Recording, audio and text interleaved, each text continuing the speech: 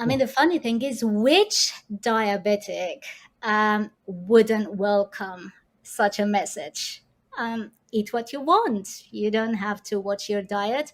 I mean, for goodness sake, I don't have a working pancreas. How can I not watch my diet? But they told us, you don't have to watch your diet, live like everyone else, and just take your insulin.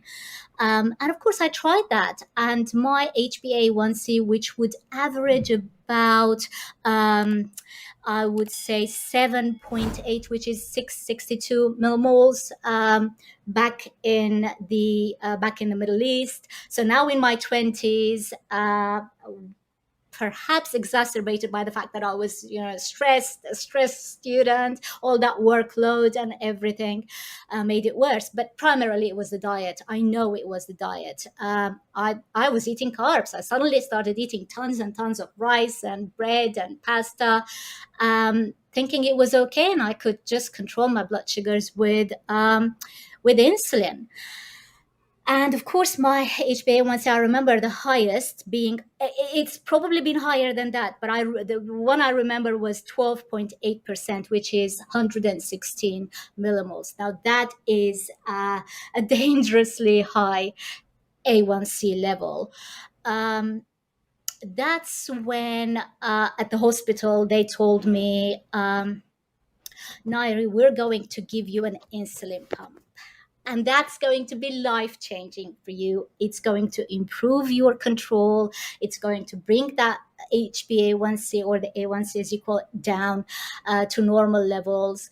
I welcomed it, of course. I loved my very first pump. It was a Medtronic pump. We're going back 16, 17, maybe even 18 years. I don't recall. One of the very first Medtronic pumps. It was a tubed one. I remember hiding the tube. It just didn't look good, hiding the tube under my clothing. But the device itself was tiny enough, and I would mainly put it in my pocket and go to work or go to university.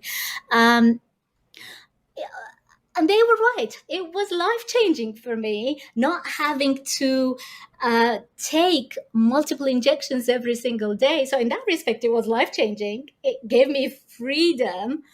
But my HbA1c did not come down. Mm. And so the pump was just another method by which I was receiving my insulin. So instead of the disposable syringes, now I had a pump. And eventually I dreaded going to my annual checkups. They made it, because my A1C wasn't coming down, they wanted to see me every 6 months because I was kind of a special case, and I was talking about conceiving at the time. So they thought, we have to monitor her, we have to bring her A1C down. Oh boy.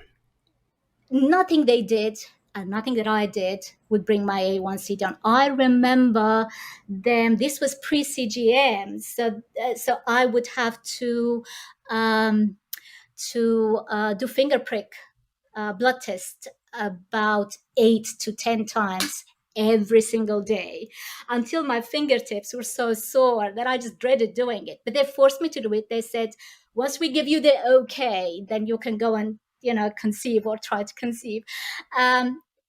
They just, and I mean, quite rightly so, they did the right thing. They wanted to help me bring my A1C down. So they would call me 3 or 4 times every single day from the hospital or from the diabetes clinic, checking on how I'm doing.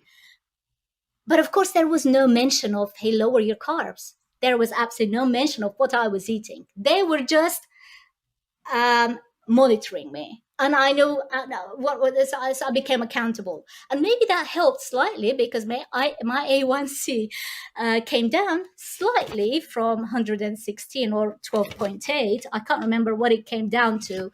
And then I was pregnant, of course.